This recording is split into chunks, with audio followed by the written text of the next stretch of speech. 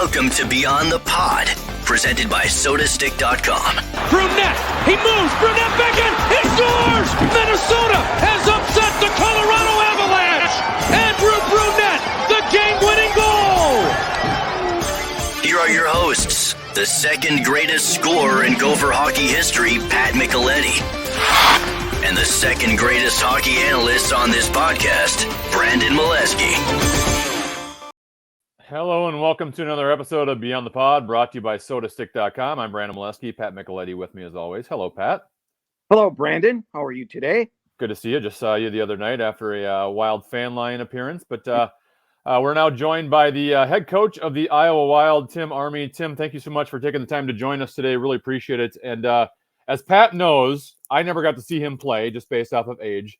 So whenever we have a guest on who played against Pat Micheletti, I love to talk about what you knew about him in terms of playing against him. So you played at Providence, and for 3 years you guys were crossed over with each other. So you guys played each other in the third place game of the NCAA tournament in the 1982-1983 season, and I believe 2 years later you played two regular season games. Providence was 2-0-1 in those three games, so you guys had success against the Minnesota Gophers.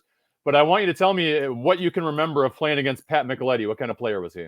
You know, the hockey world's a lot smaller now than it was then. There wasn't as much, out in the Midwest and the East. Mm-hmm. We didn't see one another except in college. I think when you go back to the 80 Olympic team and the rivalry between Minnesota and BU, those things were real because there was some national camps, but there was really only a junior national camp. So you didn't start to meet anybody until you were 18, 19, right. 20 years old. So you didn't know anyone out in the West. You just heard names. But I will say this, we knew how good a goal scorer Pat was. You could follow his numbers.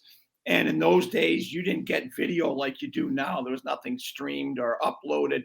You didn't see anything. But, you follow his stats. And he obviously was an elite player. But we knew what kind of goal scorer he was. And the three games that we played against him was pretty evident. Pat, what did you know about Tim? Or at least in terms of playing against him? Pretty much the same thing. You look at the stats. And we knew going in, Chris Terreri in the net and Tim Army up front, right? Peter Taglianetti, I believe. Yes, right. Yes. And he was, an elite defenseman. So when we went out there, we knew we were playing one of the best teams in college hockey. And it was it was a lot of fun because, the crossover that we had, you can play North Dakota so many times, their teams, their play, but when you get to play new blood, new really good blood, it really made college hockey fun, those couple of years. It was awesome when Hockey East was formed and Lou Lamoriello formed Hockey East. Right. And then we combined with the WCHA. It was 16 games. So it was I think it was 8 teams in WCHA then. So right. We played four out west and 4, like you guys came our way twice. Right. It was great. It was 34 games, 16 against the WCHA. Couldn't get any better. Every night was a tough game. Hockey East was tough, and the WCHA obviously was deep and outstanding. So it was a lot of fun. It was Louis had unbelievable foresight, both conferences to do that. It was great hockey. Really was great hockey. All right, Tim, I have one more non-Iowa Wild question because I know the Wild fans listening to this podcast want to hear about all the prospects down there. But I have one non-Iowa Wild question. I saw that you were an assistant coach for Patrick Waugh with the Colorado Avalanche. And from a media fan standpoint, he came across as a very unorthodox coach, obviously very passionate, wore his emotions on his sleeve. I remember at the time, he would pull the goalie super early and people thought that was just super crazy. And now everyone kind of does it. Was he as unorthodox as he came across in terms of what was he like to work with? Yeah, he certainly would try things. He's a thinker and he's an unbelievable guy. And so what you see, for instance, the night in Montreal when he got pulled against Detroit and he went down the bench, said I played my last game here, or the opening night that year against Anaheim, and he pushed a glass down. You kind of see that.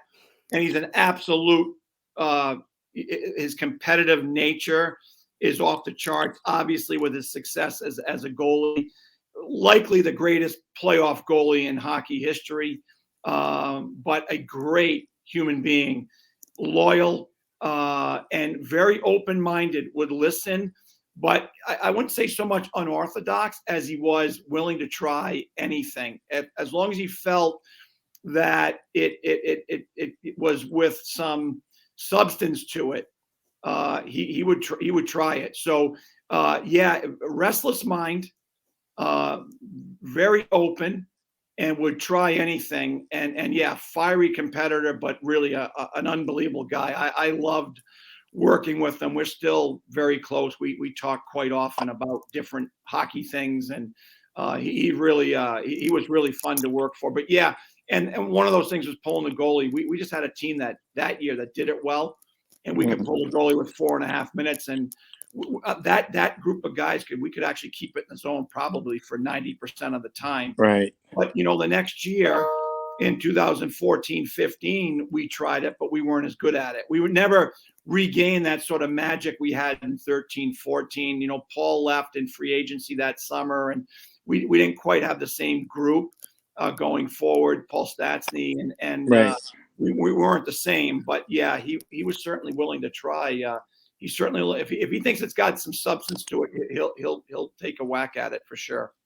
Do you think we'll see him back coaching? I think he's really happy right now in Quebec with the Remparts. Yeah. I don't know. I think there is a chance that we could see him back again in the right situation for him. I think you could see that. Yeah, for sure. I think he's really happy with what he's doing right now. He's got a really good club. I think he likes the executive side of it as well. I mean, because when he came, I think he was president of hockey operations. So he was very involved with Joe the first few years in respect to personnel decisions. I think he's always liked that part of it. But I do think at some point you could see him again behind the bench. Yeah, I do, in the right situation. Tim, how's the season going for you? 7-3-1. You're second place in your division right now. It seems like you guys are off to a pretty decent start. Yeah, we played really well. I like the way. I like the pace to our game. I like the execution to our game. We always talk that we play 5 connected.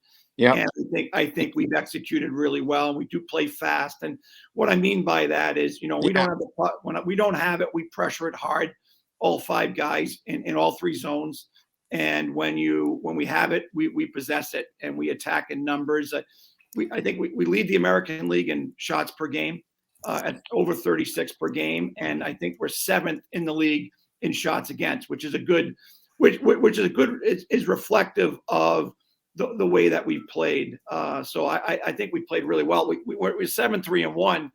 We really could have won all 11 games. We've been in every game. We've been right there. Now, we haven't always executed some things that we need to do better in a certain game. So, for instance, we lost 5-3 in Winnipeg. We had 35 shots that night. We lost 5-2 with an empty netter in Milwaukee. We had 43 shots that night. Those games were winnable. Not to say that, but what we didn't do in those games was we didn't win the net front battle offensively in those games for the most part that we have. But those are 2 regulation losses. We lost in Texas the second game. We played really well. We had over 40 shots in that game. And then we lost to Grand Rapids in overtime. So those games were all winnable games. There were things that we needed to execute better that we've done in the wins. But we have played really good hockey, and we've had some call-ups, and we've had our own injuries, and we keep finding our way through it. Timmy, how do you balance? You preach the team. That is your team down there, and with having so many guys that are close to being NHL ready, that could, that are vying to get called up. How do you balance, your team and keeping everybody focused on the team aspect of it? We talk about their individual development inside a team framework. Inside, we call it a collective whole. So again, 5 connected. So we're trying to develop them to be effective National Hockey League players. And you can't go off page and be a good National Hockey League player. You have to play with the other 4 guys on the ice, for instance, 5-on-5. And we need to have success. Guys have to learn how to play in a winning environment in the American Hockey League, because if we expect them to go up to St. Paul and play for the Big Wild and help them win games, if we can't win games here, they can't do it on the fly in the National Hockey League. They have to acquire the resources for winning at this level. And a big part of that is their individual development inside that collective whole. So we talk about that all the time. And if you do it right, if you do that right, then the other piece of it, the second piece of it, winning hockey games will take form. And then ultimately the third step of that is, so if we do it right, if they develop as individuals, if they're developing inside a collective mindset, that's the first step. We're going to win our share of hockey games at this level. And then we always say this, Pat, when a guy gets called up, the last message is you're going up to make an impact. You're not going up to dip your toe in the water.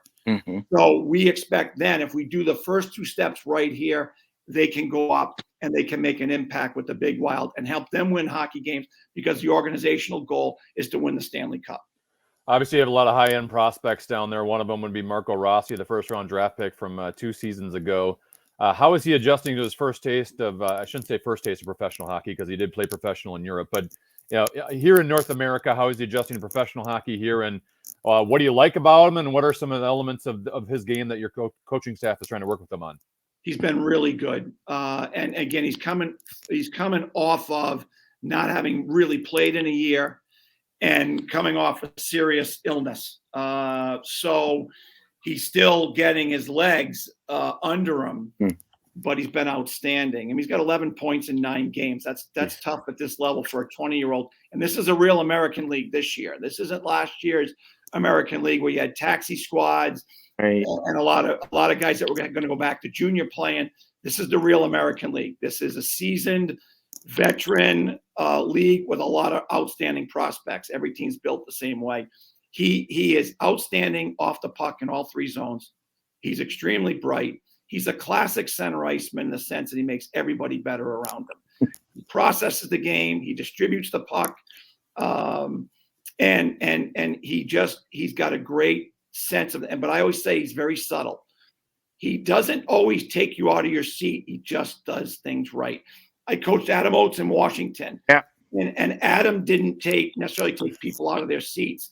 He just did everything right. And he's in the Hall of Fame and had 1,000 points his career.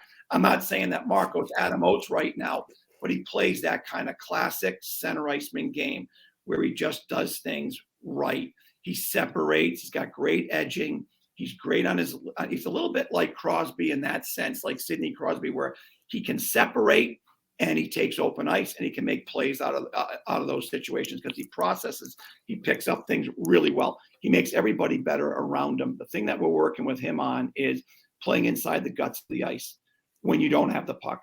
So it's the kind of the youth soccer mentality. There's one ball and it's 5-on-5 with the little kids playing youth soccer, and you have all these boys and girls just following the ball everywhere, right? Yeah. So it can be the same way with high-end guys that first start as pros, is that they always want to go to the puck. Yeah. And if we have the puck moving, all you're doing is you're inhibiting our puck carrier with the puck, and you're bringing defenders with you. So now get open, be available, get inside the scoring zone. So now that you'll play off that puck carrier, you can get some opportunities. It will help you. It will help you advance as a goal scorer because he's got a great shot. And he's got a good nose for around the net, but it's not uncommon. We went through that with Bolds. We're working with Becky on that. We're working with Marco on that. It's very common for high-end guys that were point producers at the levels they're coming to us from. But that's the next step they need to learn because they have to score 5-on-5. You have to produce 5-on-5. We keep stressing that because in the National Hockey League, as the season gets into the second half, there's less power plays. Yeah. When you get to the playoffs, there's less power plays. And the ability to hold guys up and take their ice away, obstruct guys, it's allowed a bit more. That's the reality of it. It's allowed more. So you got to find a way to get into the guts of the ice to produce 5-on-5 because you have to produce 5-on-5 as the season gets tighter and tighter.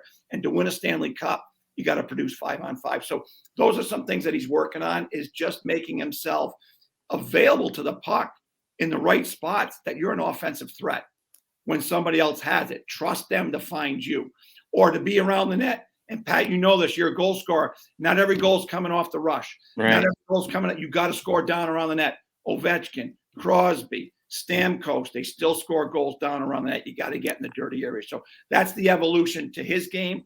He's an outstanding hockey player. He's subtle. Bolds is a little bit more kind of a wow factor where he'll do some things, kind of take you out of your seat. Guys will be hooting and hollering in practice. It's not to say one's better than the other. They go about it differently, but they get to the same spot. Marco separates.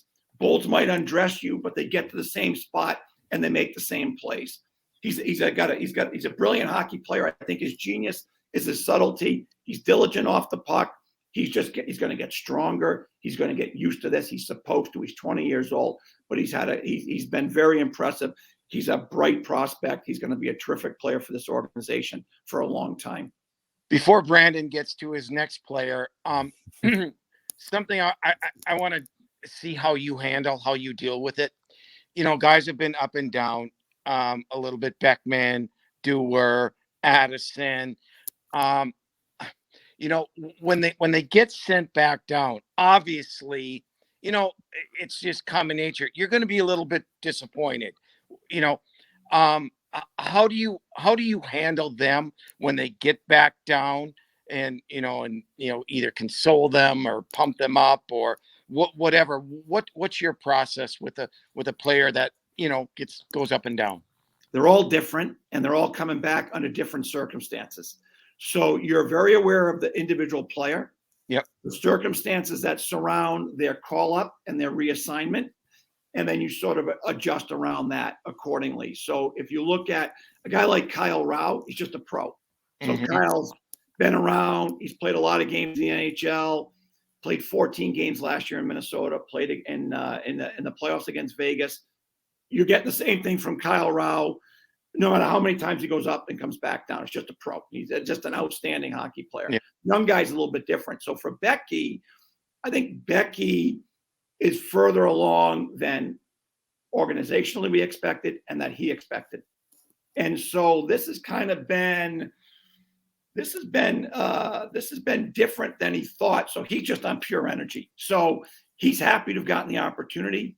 Every time you go up, you learn a little bit more about your game. But he's on pure energy. I think Kalen was a little bit disappointed the last time he came down. So with Kalen, it was a little bit more individual meetings, some more video work just to get him back because he played really well. Yeah. Yes, he did. And it's kind of a numbers crunch for him right now. Yep. Right. Like his Corsi numbers were through the roof. He was like 65, 70% Corsi numbers. I was in the high 60s, I think, Corsi numbers. He was outstanding. So he comes down. He knows he can play. And then sometimes you take your foot off the gas when you come in. If you take your foot off the gas, it's really hard to have success. So then it becomes a sort of cycle where all of a sudden you come in, you think you're going to dominate because you played really well at the NHL level in a couple of games. And then you come in and you're not really where you should be, and you find it difficult. And then you struggle a little bit. You start to, you got to try to find your game. So with Kalen, a lot of one-on-one conversations and a lot of video work just to kind of sort him out a little bit. He was outstanding last weekend against Milwaukee. Connor comes in.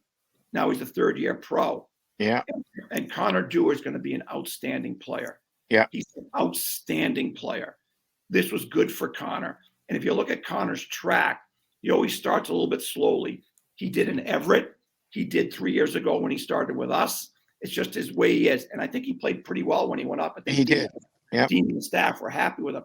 The next time Connor goes, you're going to see a better Connor because he kind of gets him. He kind of feels it out a little bit. He's a very cerebral player, and he kind of feels it out, and then he kind of gains confidence the more he plays. I think the next time he goes, he'll be even more effective. But so when he came in, he felt really good. What we talked about was a couple of goals against the Landeskog goal in Colorado, and there was a goal against Ottawa where he was there but didn't complete the task down around the net front. And what we talked about was at the NHL level, where at the American League level, you might be late and you can get away with it. Yeah. There, the puck's going to be there. They're too strong. They're too good. You're either going to get a great save or it's a goal. So for him, he was right where he should be, just didn't complete the task. So we talked about some stuff like that. Yeah. Being aware, being inside hips and hands. Don't take it for granted because they're too good at that level. If you lose Gabe Landeskog going to the net, you're gonna need Cam Talbot or Capo Kakinen to make a big save. It's getting there. So for him, that experience was really good to continue to recognize where he needs to keep getting better at this level. Right. And he's been terrific. He's playing with Becky and Mason Shaw. They've been outstanding in the 3 games that they played together. He's an outstanding player. So kind of a long-winded answer for 4 different guys. They're all a little bit different. The circumstances are different. The personalities are different. It's our responsibility to get them up to speed as quickly as we can. And then not only to get nothing back to where the game is, to continue to elevate their game. So the next time they go, they can stay longer. They can be more effective. And we always tell them, we want to get the phone call.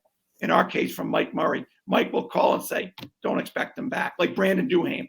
You're not getting them. Nico Sturm last year. Nico's not coming back.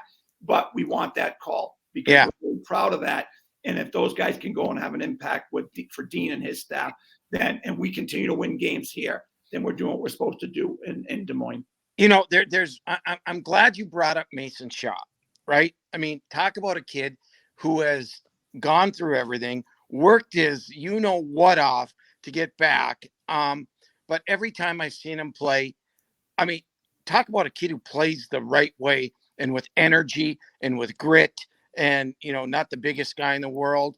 We can talk all day about the Dewars and Rouse and Beckmans and Rossies and Boldies, but this kid, talk about his game a little bit and where you see him possibly projecting to. He's been out. His will. Yeah. He's an absolute bulldog. He's a pit bull. He is a competitor. His will is incredible. And I think for Shawzy, he's been healthy now for a while. And his legs are finally starting to come back. What do you have? 2 ACLs? Is that 3. right? He's had 3. 3 at a young age, and he had a little hitch to his stride because he's trying to come back from those injuries. They were significant, obviously. He's starting to get more fluid with his skating, and his game is blossoming from there. And then you add his sheer desire and tenacity and persistence, and he's a smart hockey player. Yeah. And he can play any of the 3 forward positions. We play him at center. He's right now, him and Connor are 2 best face-off guys here, and he's really a natural wing. But he can play left wing. He's playing right wing right now with Becky and Connor. We can put him in the middle. He can play against the other team's biggest, most physical center. He can play against their most skilled center, smaller, most skilled center. He gets the job done defensively. He can produce offense. He plays around the net. He can kill penalties. He can play the power play. He plays the bumper on the power play because he's got a good sense of. He gets pucks. He can make plays off loose pucks. He is playing his best hockey in his 4 years now. His leg, and the most important thing, his legs are coming back. But I said this yesterday. I believe he can go up, and if you needed some physicality, you needed to change the dynamic depending on what. Who's banged up top, you can get some good minutes. He can give you 8 to 10 minutes of hard, consistent, competitive hockey, and he can do some things offensively. He played a really good game against Colorado in the exhibition game, played really well. So, and he's a better player right now. His game's more further along than it was back in September, but he's ready to come in and give you some good, hard 8-10 minutes, kill some penalties, play hard, play with competitiveness, and he's got the ability. Everybody needs to poke him in, and he can poke some in. He can do some things offensively, and the right way, the hard way, inside the guts of the ice. Tim, I would think you would have your hands full with your own team, watching tape and traveling and making sure guys are doing what they're supposed to do just with your own team. That being said, the fact that you're watching NHL games and you're picking up specific plays against Colorado for your players to need to work on, how much are you watching the actual Minnesota Wild? How often are you interacting with members of that organization and communicating with Bill Guerin? Well, we go through Mike Murray. So what goes a daily basis here goes to Mike. Mike's our GM, and then Mike and Billy talk about, what the daily activities here in Des Moines. But, I'll talk with Dean every couple of weeks. Dean will send a text. We may talk. We're both really busy, but I think it keeps us connected on what's going on there. Of course, Brett McLean and Freddie Shabbat were here for a couple of years. Right. So we have a great relationship with them. Darby and Woodsy are unbelievable guys. Mm-hmm. So, I think our coaching staffs are very much in sync.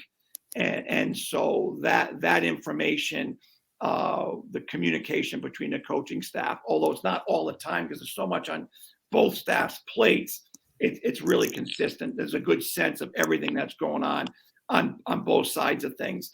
And then for us, me personally, I watch every game that I can of the Wild. There's nights that we're playing simultaneously.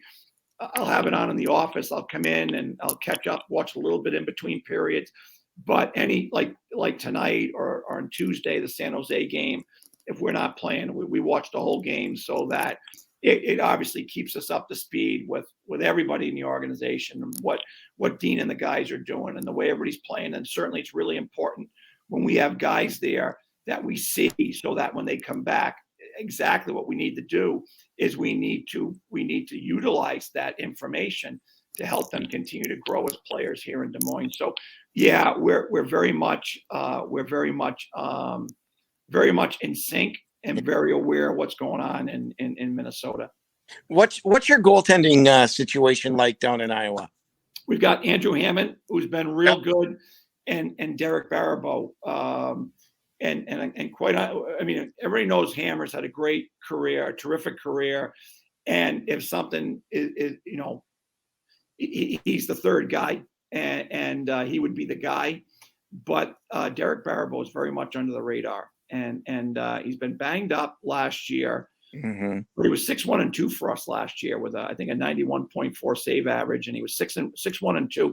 He only lost one game in regulation last year with a 3-2 loss in Texas. He is really good, and he's played really well for us again this year. And he's big, and he's competitive. He's got a real good presence in the net. He's athletic.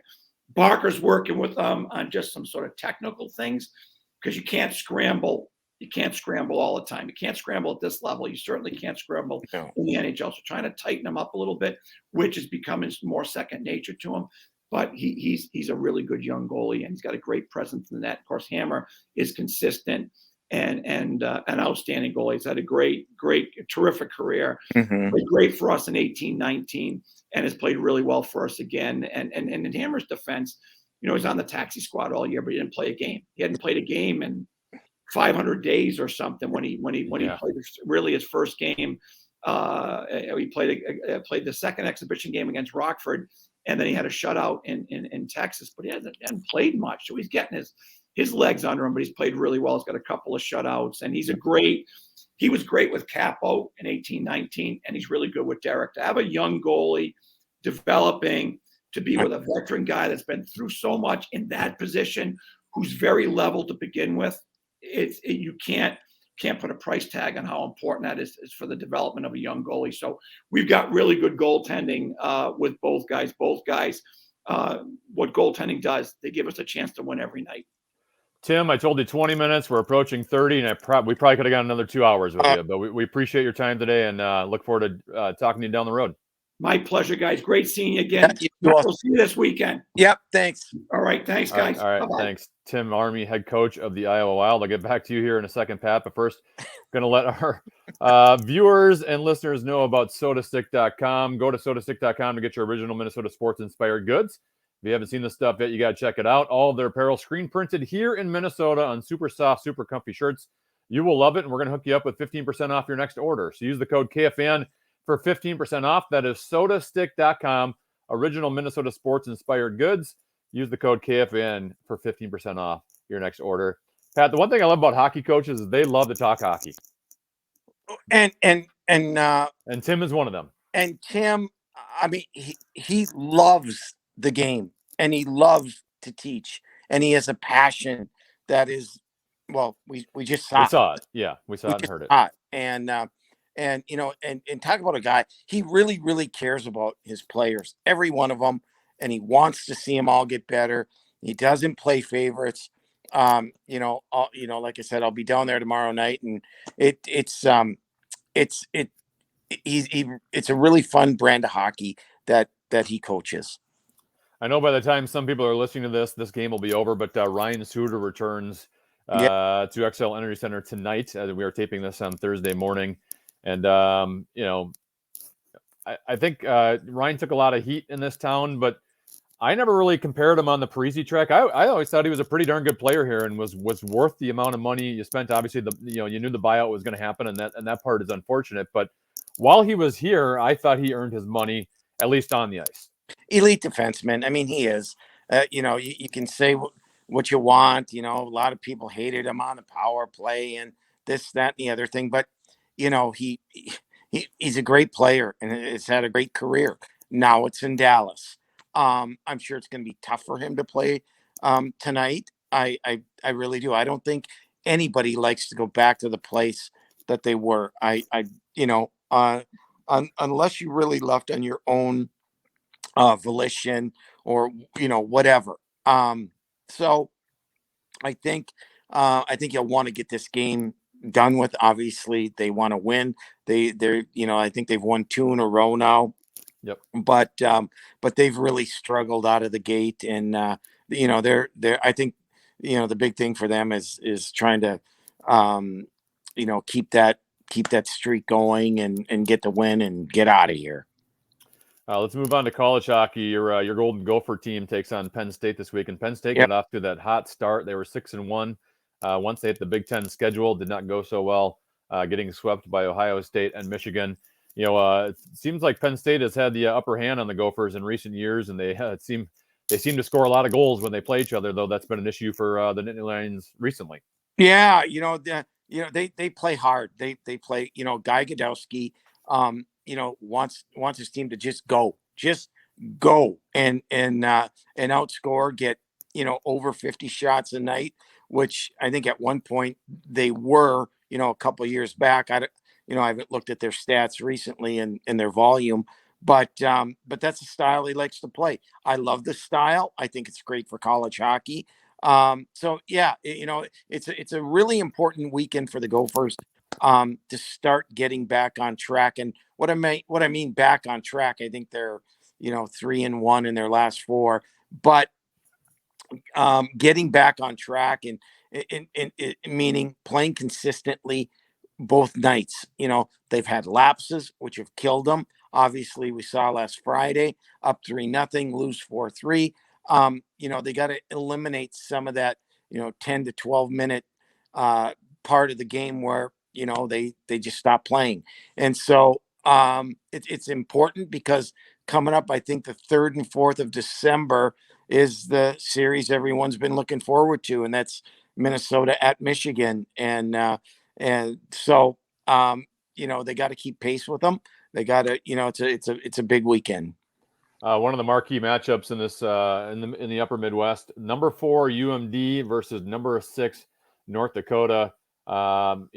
The Bulldogs every year, it seems like people kind of predict this in the year they drop off a bit, and then they just keep they're back in the top 5 again. But a big NCHC matchup there. Well, UMD, they are who they are. They play that same style, and there's buy-in with the system, and it's been working, and no different this year. North Dakota, on the other hand, this is one of the first years in the last 4, 5, whatever, that the target's not on their back. They lost a lot of really, really good players, and I credit Brad Berry and his staff. I think they brought in 8 or 9 new guys, maybe 7 of them, which were grad transfers. That's not easy to just bring in new guys, implement them into the system, show them the North Dakota way. And they've been really good thus far, number 6 in the country. And I think they're going to get better. And so it should be a really, really good weekend up in Grand Forks. And then the other Minnesota matchup that is worth keeping an eye on: Minnesota State Mankato taking on the University of St. Thomas. It's a Thursday-Saturday series, with Thursday being tonight in Mankato. Saturday they'll be at St. Thomas Academy arena. I would be surprised if the Tommies were able to be competitive in this one. Great attitude by Rico Blasi and his staff. First of all, he's got a really good staff. Corey Leyland, one of the assistants, really smart guy. That being said, what Rico is looking for is just improvement every weekend, not wins and losses. He knows, this is their first year. Yep. Everything's new. A lot of guys, or some guys that haven't played at this level before. And listen, they're playing competitive hockey, and they will be better come January and February, and they will win some games. They're going against one of the best teams in the country this weekend. I think that will excite them, and make them play even harder. So, I expect a competitive series. Do I expect St. Thomas to win? Probably not. But that being said, you never know if Mankato's not ready to play. Listen, you and I have talked 100 times about this. On any given night in college hockey with 18, 19, and 20-year-olds, sometimes you don't know what you're going to get. Yep. You may think your team is ready, but they're not, and the other team can win because they want to win too. And so, that's why we love college hockey so much. Pat, I love you as well. I will talk to you next week on Beyond the Pod. Have a great weekend, Brandon. All right, Thank you. Thanks, Pat. He's Pat Micheletti. I'm Brandon Mileski. This has been another episode of Beyond the Pod, brought to you by SodaStick.com. Use the code KFN for 15% off. Make sure you subscribe to Beyond the Pod on the iHeartRadio app or wherever you get your podcasts, or also subscribe on the KFN YouTube channel. You can watch us on the KFN YouTube channel. Thank you so much for watching or listening this week. We will talk to you next week on Beyond the Pod. Bye.